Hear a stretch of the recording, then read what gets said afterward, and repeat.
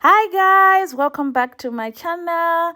Today I'm going to teach you how to cook nsima. This is our Malawian staple food, one of the staple foods. So we have different staple foods in Malawi, but this is like the go-to. So it's our side dish that is always served with a protein and vegetables. It depends.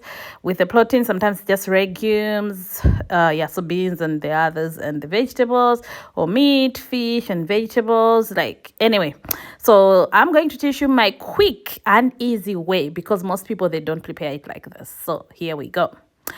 The first thing that I do, you have to have, of course, the flour that is coming from corn, maize, whatever you call it, maize, corn. So yeah, the flour from that. So it's either white. Some regions they make yellow ones, but yeah, we love the white one. Anyway, so we have three types of flour from the corn. So we have the wholemeal, which we call mgaiwa in Malawi, and then we have this number two. It's called grand meal, and then we have the white, like pure white, fine one that is like fermented or something, like they soak up and everything. Anywho, so this is what I use to cook. It's called mtiko. It's a wooden spoon that we use to cook nsima, and that's my old pot. Don't laugh. If you're from Malawi, you know what I mean. You're supposed to have like an old pot like that. So the first thing is I put a little bit of cold water in the pot. So that's not even quarter from the anyway, it just depends with the size of nsima that you want to prepare. So I put cold water. By this time, I've already put water in a kettle. So I've boiled water in a kettle. It's boiling by this time. So I put water and then the flour in that cold water, just a little bit, make a thick paste, like really thick. Anyway, I'd switched on the gas. I realized I'm supposed to put it off. So yeah, that I was just putting it off. It has to be cold. So it's little water and enough flour that to make a thick, like really thick paste. It's cold, and then you turn it on. You go and get your hot water from the kettle now that has boiled, and then you put little by little while mixing with the cooking stick, which is the mtiko. I'm from the north, we call it mtiko. People from the central and then southern of Malawi, they call it ntiko. But us as from the north, we have an accent, so we say mtiko. So that's the mtiko we use. You stir your nsima, and then yeah, so it has to be like porridge by this time. You just want to have a nice thick porridge that can be boiling, like cook nicely.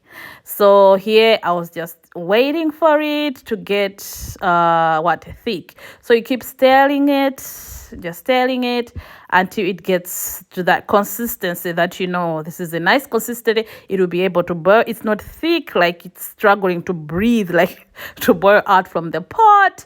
So yeah, just stir it. You can even see the consistency from there. So this is the grand meal one. It's like it has those grains, like you can see the grains, like it's not smooth. Anyway, so for me, this I thought it was all right.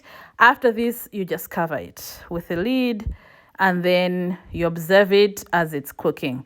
This nsima, like the way I cook it, takes 15 minutes because after I do this, I let it boil now for 10 minutes. Like I let it cook for 10 minutes.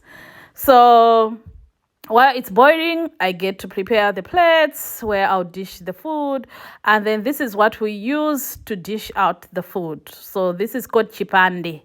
That's what you use to dish out the nsima, like in portions. This is how we do it in Malawi. I know in other places, I've seen in Nigeria or the other.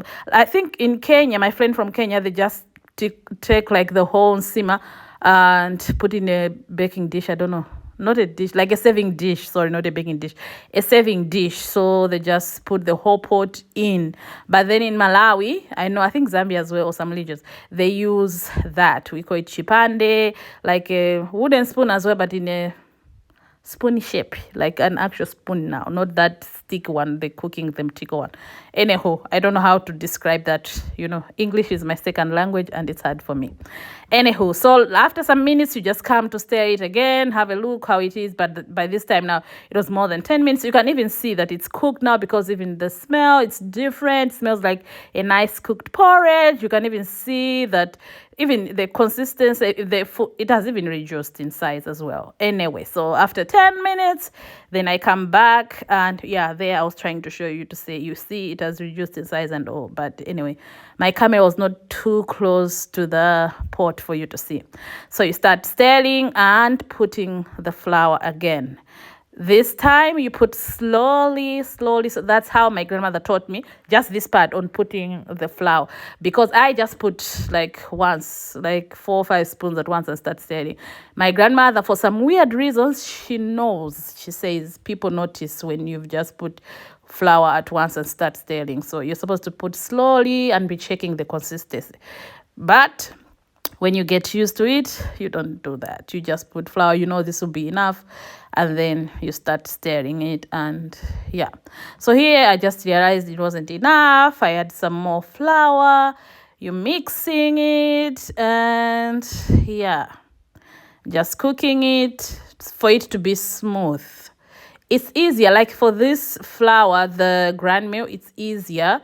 So, and the mgaiwa, which is the wholemeal flour, the one that we just take the whole corn, maize, whatever you call it, and grind it, that one, it's easy to cook. Like, it's easy to be fine after stirring it like that. And the grand meal as well. But then that white one, that one is hard. Even for me, like, I still struggle to cook a smooth one. Anyway, the good thing is I don't like that white one. Anyway, nowadays I'm into wholemeal, so yeah. Anyway, I see, for me, that consistency seemed all right, because after this, that's when I was saying it, for me, it takes me 15 minutes, because after the 10 minutes and after I've done this, then I'll cover it again for that flour now that we've just put in to be cooked as well, like to get cooked. Because anyway, at first I used to, after this, I'll just start dishing. Anyway, most of the times it's still all right as well, because I know most people still do that.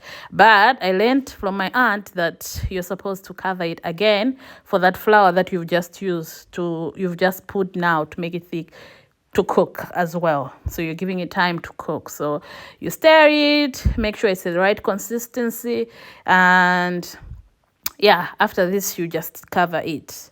And then by this time now, you've already set the table. If you're having food, your lunch or dinner, whatever, at the dining table, and the plates that you're going to dish the nsima in, like a bowl, a dishing, whatever. But like for me this time, like everyone was already there just waiting for the nsima, so I dished direct in the plates, in the individual plates. So yeah, I'll just have to cover it for it to cook like 3 to 5 minutes will be all right.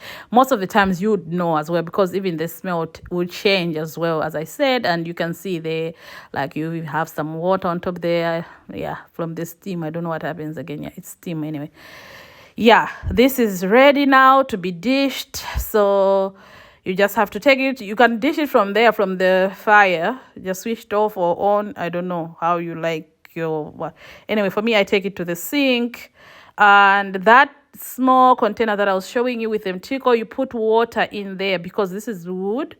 You can just dish it with it like that. It will stick to it. So we use water, and when we use water, it comes out nice and smooth. Anywho, I'm going to show you what I mean after I dished one, so you can see how it comes out. You don't have to put in some fancy thing to make it smooth or to be dished out properly. Like, you just use that. Even if you put one on top of the other, it still comes out great, because it's like already molded nicely, and the water makes it separated like a nice just like that. Your nsima is done and served, and then you can have it with your meat, fish, vegetables, beans, or whatever it is that you want to eat your nsima with. This is the Malawian way of cooking nsima. So this is what we call nsima in Malawi, nsima in Zambia, and the other places ugali, or and they cook it different as well. So as I said, this is my way how I cook it, because even in my family, like my grandmother, she'll say even that's not how we cook it. They cook it from the scratch, like water, and then you have to wait for the water to get warm, and then all that. But then this is, guys, this is the quickest way to do it. And just like that, you've had your first nsima. Thank you guys for watching, and remember to subscribe.